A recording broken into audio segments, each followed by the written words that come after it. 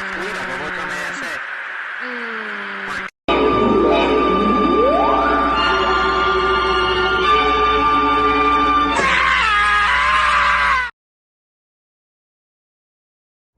Hello, welcome to LTM Reviews to get you caught up on the oldest movies.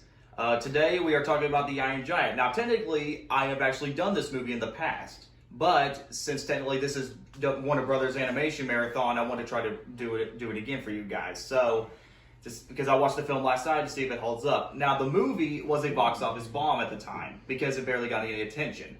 However, as time would move on, thanks to Cartoon Network airings and because of Brad Bird's involvement with The Incredibles and Ratatouille, the movie would gain a lot more attention and would gain a huge fan base. So the movie would go from a flop to an underrated gem to probably one of the greatest animated films of all time.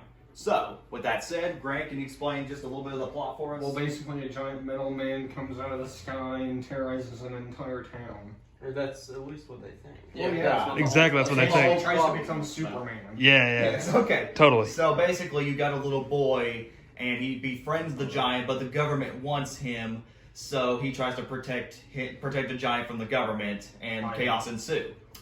What I like about this movie, well, I think this reminds me a lot of movies like E.T. or Harry and the Hendersons, or even let me think. It's What's kind of like movie? Big Hero 6 as well. Big Hero 6, where you basically have the pet and the little boy trying to hide the pet, and it really works here because of the relationship between the boy and the robot. And it really works here because the characters are very motivative, and you understand how the little boy is going through. And the robot is played by Vin Diesel, so that's a really cool thing too. What? Yeah, you didn't know that? Yeah, I didn't know that. Yeah, Vin actually. Diesel plays the robot, but he barely has any words, barely any dialogue involved, and that's what makes the Iron Giant so unique. The robot barely talks. You know, unlike E.T., where he'll say things, but he won't say he doesn't really talk very much. But he has dialogue in some parts, but the Iron Giant barely talks, so that's what makes it very interesting. I also like the robot himself. Like I said, he's played by Vin Diesel, and he does a really good job. And it's very rare because I hope Vin Diesel does more animated stuff in the future because, like I said, he's a good actor, and he's from the Fast and the Furious movies. The animation is really top notch, and it really looks great. The backgrounds are very fluid. Some of the character designs look great. The Iron Giant CG, although a little bit dated, really works. And also, interesting fact: the Iron Giant would later go on to Ready Player One as a cameo, and that's really cool. And the soundtrack is really good too because it has there's no pop songs or anything from what I know, but there's a good musical score in there. Now I forgot the guy who did the musical score, but he does a really good job in this, and it's really underrated. Ian, what are your thoughts? I kind of agree with what Luke says as far as to this movie in the box office itself. It was not very well, did not succeed when it first came out, but later on in the following years, it decided to grow a fan base based on its popularity around the 70s to the 80s, especially in the early 90s. Because by the early 90s, they started to make remakes of it. In fact, they're still developing a remake to make it what they call the Iron Giant 2. But that's later series, and you'll learn about Vin Diesel when he gets ready to announce it, hopefully when they say in 2035.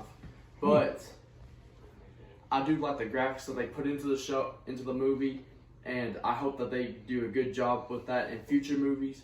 And this is kind of like similar to what Luke said, like E.T., Big Hero 6. This was one of the early developments of those types of movies, and I hope they continue to do a good job of it. And the producers did a really good job for the fan base. All right, Lindsay, what about you, buddy? Clearly just an instant classic, you know? I mean, it's definitely what it should have been. It's an instant classic.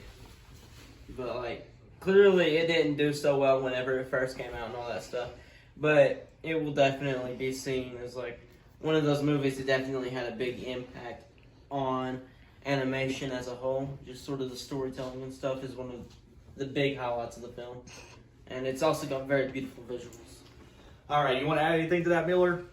I agree. The originals were good, even though I didn't watch it, sadly. Okay. Never remembered it, never watched it. I'm a jerk and I'm stupid for not watching it. All right, so overall, if you like animation, if you love Brad Bird, and if you just like Warner Brothers in general, you're going to love this movie. It's your classic 1990s. Yeah, you got to love the 90s, man. I give this movie a 10 out of 10. It still holds up to this day, and it still is a really good movie. So I want to ask you all, what's your favorite robot movie? Please subscribe, comment below, let me know. This is LTM signing out. Can't wait for the next episode. And make sure to type in the comments below what movie we should do next with Luke the Man. And at HGM with Grant Ham. And I mean at LTCL Chris Lindsay. I'm not affiliated with this channel. He's pooped his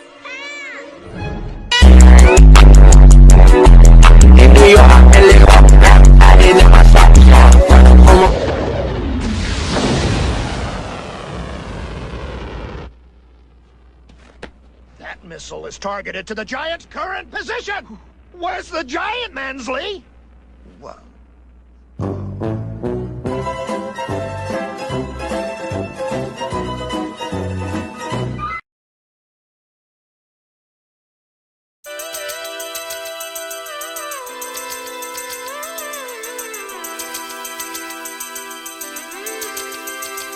Peace.